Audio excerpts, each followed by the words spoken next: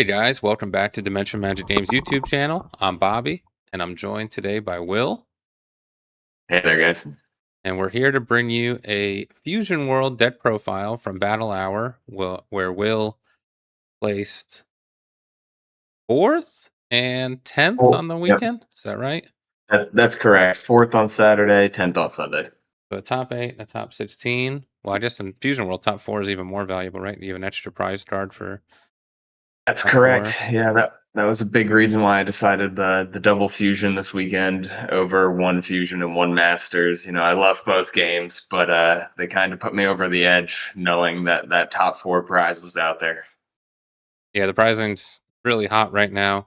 It seems like all card game prizing is doing well, but especially for Dragon Ball, a big increase from last season. So you played the starter deck, SS3, right? Yep, good deck. And I guess I'll let you go through your matchups. I got the deck list here. Well, we can go through the deck list first if maybe I'm just biased towards Fusion World, but most of these lists seem fairly similar. So I guess you probably have some spice in here that you want to talk about, but I'll let you Yeah, do that. most versions are definitely pretty similar. The biggest differences you might come across are like a one of becomes a two of, or a two becomes a three. But a lot of the cards stay the same. And I think that's what you can see in this list here. Like the Goku package is just straight four ofs. Yeah. It's some of the best cards. They printed this one drop that rests two battle cards instead of the usual one we've seen. So that card's great. But then kind of the pinnacle of this Goku chain is that dual attacking 30k Goku. The card puts out incredible pressure. You can play it as early as turn two. I think it just makes a ton of sense. The Vegeta chain starts to get a little weird. I think I tested like all these cards, the two cost that takes a life, the two cost that rests a card, and the promo that restands. And they all have like different moments and gimmicks.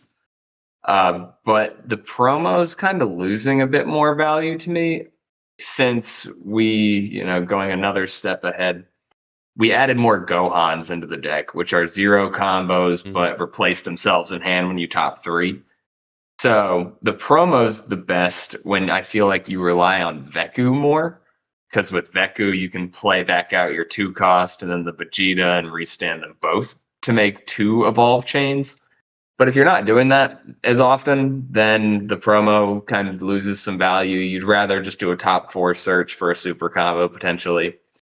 So that's kind of the rationale there. And the Vegeta that takes a life started to come up a lot more.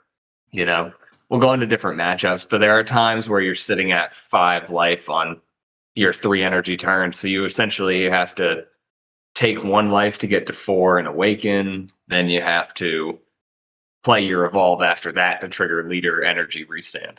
So, taking life for 1 does come up more than you'd imagine.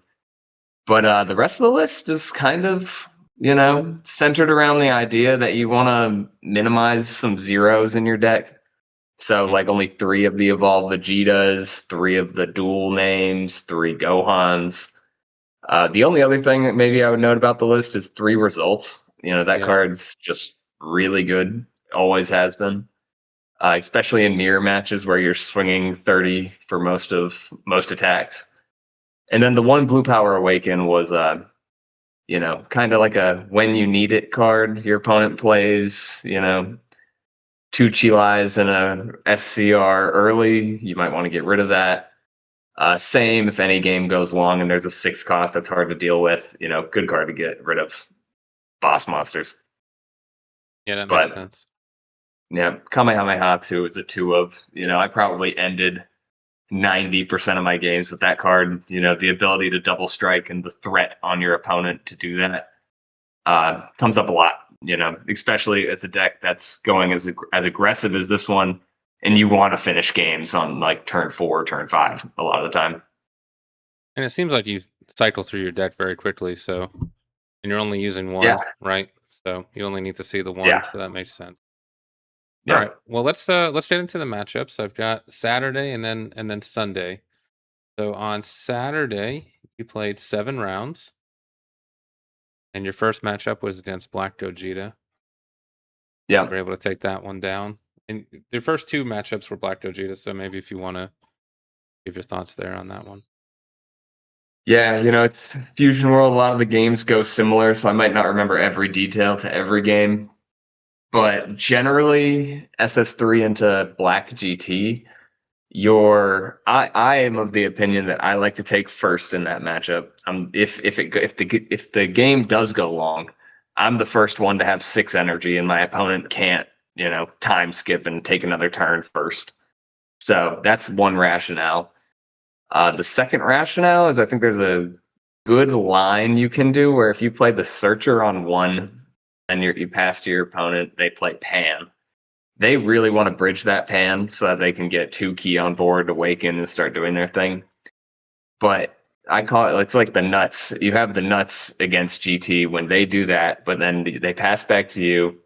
You play the Evolve 4 cost, rest their Pan, and then since you have an Evolve on the board, you can use the extra card, get rid of Pan by placing it in the drop so they don't get the draw. And that happened, a lot over the weekend. But sometimes it doesn't. You still probably want to rest the Pan to make it harder for them. Then if you do remove the Pan, they're still not awakened going into turn 2+ marker. They got to play the Gohan to awaken, and they're stuck on a 3 energy turn twice. Yeah. So they're not playing their 4-cost bombs early on you. But GT, I think the game plan's pretty simple. You just want to swing 30 a lot and end the game on 5. There's a lot of times where, you kind of want to force the end game. You've got 10, 11 cards in hand. They've got 6 and 4 life. So you start swinging leader, you swing your 20s and combo to 40, combo to 50, just to force that game since you just have the overwhelming combo majority. Yeah. Yeah, so that's GT in a nutshell to me. Yeah, it just seems like it seems like it plays like a almost like a green deck. Like, yeah, once it gets past the point where it's crazy, then obviously it's an insane deck, but just it can die before it gets there, and I assume yellow SS3 can make that happen most of the time. Exactly. And GT does run a lot of 0 combos. So, you can kind of bank on that. They're using a lot of their 10Ks early, then, the rest of their hand might have some breaks in it. All right, so you won those first 2 rounds. Round 3, you play Gogeta BR, the red deck. Thoughts on that matchup? Yeah. Yeah, it's definitely one that's a lot closer to 50-50. Generally, what you'll find is red BRs will combo out of all the 20K swings you have and then take the 30K swings. So they'll drop down pretty fast. The first turn you really go in, they don't really feel pressured because they're at 5 or more life and they just take all the 30s, their hand builds. But if you can get them there earlier, I've found, then they start having to give you cards out of hand because they're afraid of the double strike. Or what might also happen is they will just take down to 2 and give you an opening for the Mm, rest of the game. You can kind of decide when your hand advantage is optimal to go for it. So that did happen. I think I won that game with double strike. You never go down to 2. That's just a death sentence in that yeah. matchup. Which sucks, I mean, you're bleeding your hand like 4 cards to combo out probably every turn.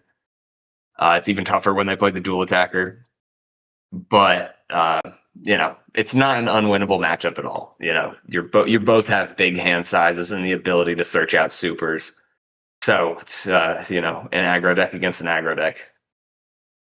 Yeah, and as we record this, we don't have the results for Sunday, but it seems like these 2 decks have kind of emerged as the top 2 in the meta, I would say, right? Would you agree with Mm-hmm. that? I definitely think so. I think the other decks are strong, but they're just not as fast as this. So these decks being able to go faster pushes a lot of other decks out. Yeah. All right, so those first 3 rounds, round 4, you played against the mirror. How did that go? The mirror's good. I think, like I said earlier, that's where results of training really shines. You can kind of always gauge the pace of a mirror by hand size. You can do your 1-cost searcher into your 30K, swing 30K twice, which in a normal deck, that would bleed a lot of cards out of your opponent's hand. but with results being able to efficiently combo you out of that and go net even in hand, really comes up. So you can always tell the pace of the mirror by who has more cards in hand. And eventually, there's two ways it goes. Either the first way, they might take down to 2 early, keep their hand really high instead of comboing out. The other way is, you'll play a game where you both stick to 3 life really heavily. So, it usually comes down to who sees more super combos and who's got, you know, more aggro on their kill turn, who's got less bricks in their hand, really. Yeah, so you take that one down. So we're going into round 5, and you played against Yeah. the set 9 Beast Gohan.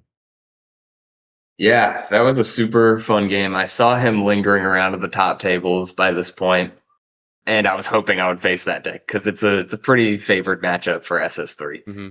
Um, Beast Gohan really wants to get to turn 5 so that they can start doing or 5 energy so they can start doing their gimmicks. Play the double striker out, restand energy, have the key card, special beam cannon. But SS3, you have the ability to go a lot faster and you can force the game. So that's what I ended up doing in that matchup. He had not used any searchers the entire game, so I knew he wasn't searching out super combos. He had already given me 2 super combos and a lot of cards out of hand, but he still had like 7 or 8 on his last turn or my kill turn. So he was at 4 life, and I had a lot of cards in hand, but I knew I didn't want to see a turn 5 because I would Hmm. really give away my advantage if I did.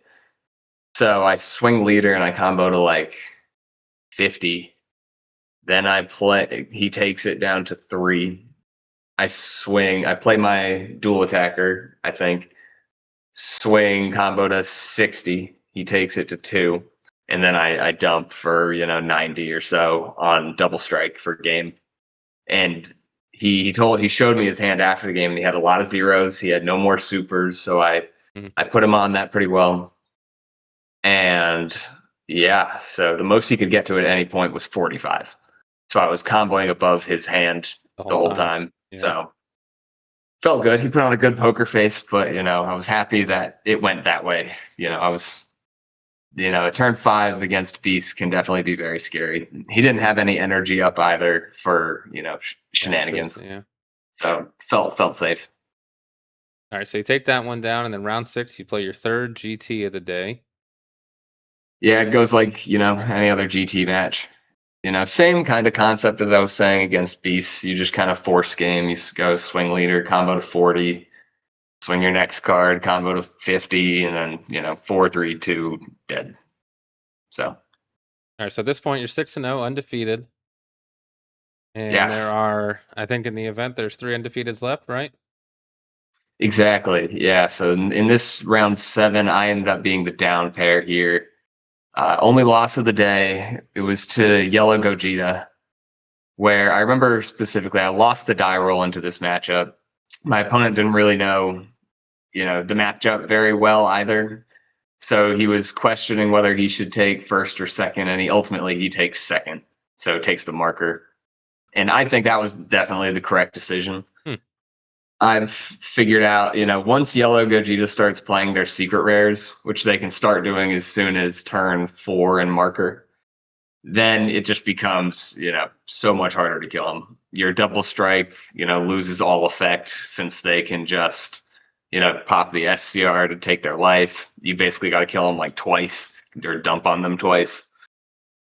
So, you know, that was tough. Going first, you have to try to put on as much aggro as you can. But once they get to SCR and they're swinging 40 dual attack at you, then you go down to from 3 to 2, 2 to 1, and you got 1 turn to kill them. So that's kind of how that matchup ended up going. I think you need to go second in that matchup as SS3. I think on the next day I played it again, and I was popping marker on turn 1 for a 2 cost to start aggressing them that early. And I think that's kind of what you got to do. Okay, so you were the down pair there, and you ended up losing. I know from home when I'm watching, trying to keep track. You and Raymond at this point were both undefeated, so we're thinking, Yeah, "Oh man, round 7, we got 2 guys undefeated. This is definitely going to be uh, successful." Or maybe you guys have to play each other. I was a little worried about that. That's no fun, friendly yeah. I fire. was hoping we'd see a round 8, me and Raymond final, but yeah, he ended up losing that one as well. So that day was won by a different SS3 player, where Raymond was on BR, and I think he just told me he mulliganed a hand, and then his second hand was worse. So that's It kind of what happened to happens. him last round. All right, so you guys both did awesome on Saturday, and then we switched to Sunday, where most of the team went to play Masters, and Mhm. you were super greedy. Decided I need this Fusion World pricing. This is way better. Makes sense. I understand. Yeah. I don't It seemed blame like you. the pool was a lot of GT the first day, so I thought I stood a good chance to do it again. Let's look at these matchups on Sunday. On Sunday there was 8 rounds, Yeah.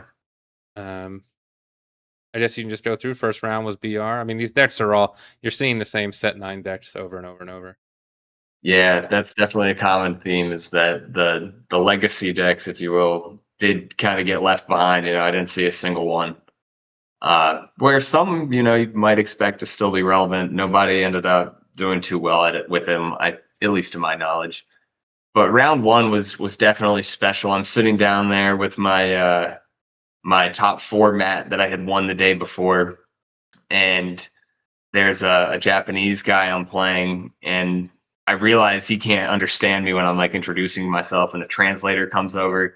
He ended up being a world's player. Hmm, Uh, so that's I awesome. was a good mix of afraid and excited, I think. Yeah, but yeah, that game, and it was also against BR. The matchup that's pretty tough for SS3.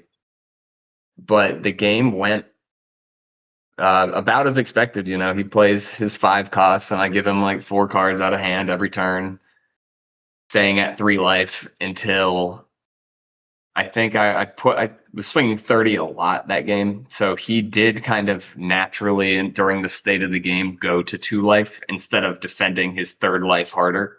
hmm, To the point where there was one turn where I think it was my turn 5, um, where I just saw the advantage. And I thought, he hasn't shown me searching as many supers. He had already maybe given me one, and I had like, you know, I can't remember, but I had a hand advantage at that point. So I decided to double strike, and I think I comboed to like 135, and he got to 130. cool. So, just one of those Close. kind of gut decisions. I think it's now. I don't want to go through another turn cycle of giving him even more cards out of hand. He's got to have a 0 for the SCR, that kind of thing. So that was a really great match, decided by 10K, 1 card. That's pretty cool. All right, so round 2, you play another Gogeta GT, so you're well versed in this matchup at this point. Yes, definitely. Killed him on turn 5, like usual. Try to go first whenever you win the die roll. All right, and then you had back-to-back mirrors, round 3 and round 4. And round 3, you take it down, but round 4 is a loss. So what's the difference in between those 2 rounds for the mirror match? Yeah, the first round I think I lost this die roll. My opponent chooses to go first, and he plays a 1 cost on 1, which in yellow mirrors, coming from an experienced boo player that I was last year. In yellow mirrors, you never play a 1 cost on 1 because they'll stall your awakening. So my opponent does, and I play when it comes to my turn. I rest it. I swing into it. Pass. He does it again. He rests my card, swings into mine. It comes back to my turn. I rest both of his cards at this point, swing into board. And ultimately, when it came to his turn 3, I hadn't swung at him once. I was swinging at board the whole time. So he was on 6 life. And turn 3 is where you want to be awakened so that you can start untapping energy and stuff. But I ultimately, because of resting his board and being able to swing at it, not giving him a single life, I did brick his awaken turn. So he wasn't able to untap energy, and I became the first person to have the Mm, the real kickoff turn. So that's kind of what happened there. I think my hand advantage was higher because of that. Um, and then probably another game that ended in a double strike. As opposed to the second one, I had just come off of this win going second, and I think I'm still figuring out the mirror a little bit too. But I won this die roll and chose to go second, which I think was a mistake. yeah. I thought I had just won it going second, so maybe let's just do it again. But I think you do just want to go first in the matchup. So this second SS3 player is the guy who ended up winning on Sunday, the second day. But yeah, I think he did awaken on time. I tried to stall him though, and then he was the first person to have his aggressive turn, so I ended up having to give him a super or so out of hands. And then I felt behind because of that for the rest of the game. Hmm. But he had a very similar build to mine. I think we were both using our results of training efficiently. But yeah, I think I just lost that one since I was late to the aggression. That makes sense. So you go into round 5 and 6, and you play 2 more Gogeta GT, and Yeah. you same thing here. You split the pair. You win round 5 and you lose round 6. So just the difference on maybe what the loss was, because you've been successful against GT all weekend to that Yeah, point. definitely. Yeah, I think that second GT game, I think over the course of about an average of 5 turns playing against GT, they usually see, two super combos, maybe three. But I think this guy, he saw a lot of super combos early, so he was comboing out of my 30s. And then I also ended up drawing a lot of my 20k Gohans. So feel like obligated to play those Gohans since they replace themselves in hand. I get the 0 out. But, I think that I probably swung 20s instead of 30s too many times in the middle game. So he comboed out of them and without because ideally I want to get them to 4 life by like turn 5, maybe 3 life. But he was at 4 life and like 8 cards in hand on my turn 5, since I think I was just swinging too many 20s. And I didn't feel confident, going for game with the swing leader combo to 40, 50, etc. So I accepted the fact I was probably going to take another turn to kill him. So I take a few cards out of his hand with 20k swings and whatnot. But I think the biggest difference was I used a Go Tanks to stun his 4-cost Vegeta SR instead of using a blue power awaken to just remove it. So I think I got a little greedy there. I wanted to push one more damage so that he felt comfortable thinking, oh, he's going to try to kill me the next turn. So he takes the life. But in reality, if I do get a next turn, it made it easier for me. So in reality, I think I should have used the blue power awaken there. I would have had one less dead card in hand and an extra 10k in mine. So that game was decided by 5k when Ooh. he dumped on me next turn. He was able to do the SCR with 5 energy and marker, draw 2, generated energy marker, all that. And yeah.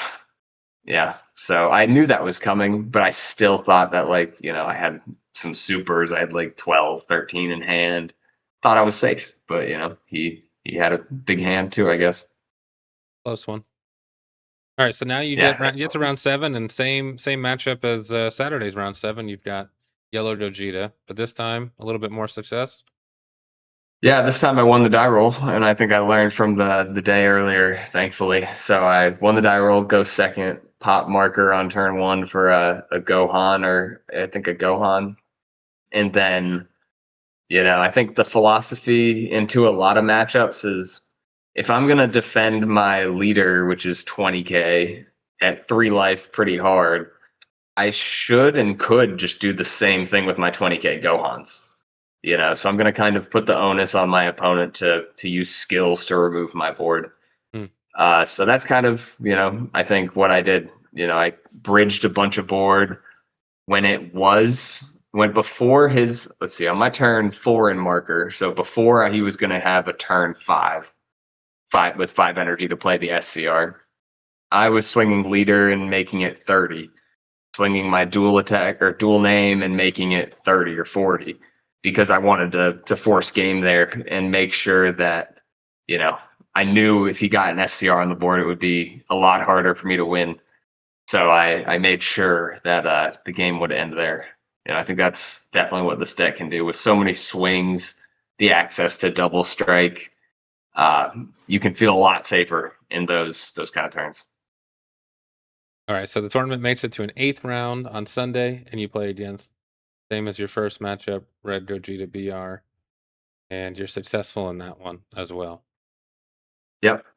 Yep. There's a lot of times where, you just kind of have to give them a lot of cards out of hand, and you might be on your last turn with 5 in hand, and you just gotta take your life down to 1, and you gotta just commit. So I think that's what I did there, is use everything, and because it's kind of maybe not BR where you go down to 1 life, but a lot of situations are kind of win. It's either win, lose. Let's see, I don't know how to say it, but if they do combo out and give you their entire hand, then they're in shambles for their next turn too. Yeah. So it's not like you're in that much trouble if they combo out. It depends on the matchup. You can't, maybe when you go down to 1 life against BR, you definitely have to end the game there since they have that SCR. But yeah, I think we took that one, same game plan, stay at 3 for as long as possible, and once you think it's time, take your life and go. Nice. So end up X2 on the day, and you end up 10th place, so 4th and 10th on the weekend, which is awesome. I'm sure you raked in a lot of prizing. Yeah, it was a good feeling. All opponents were good players.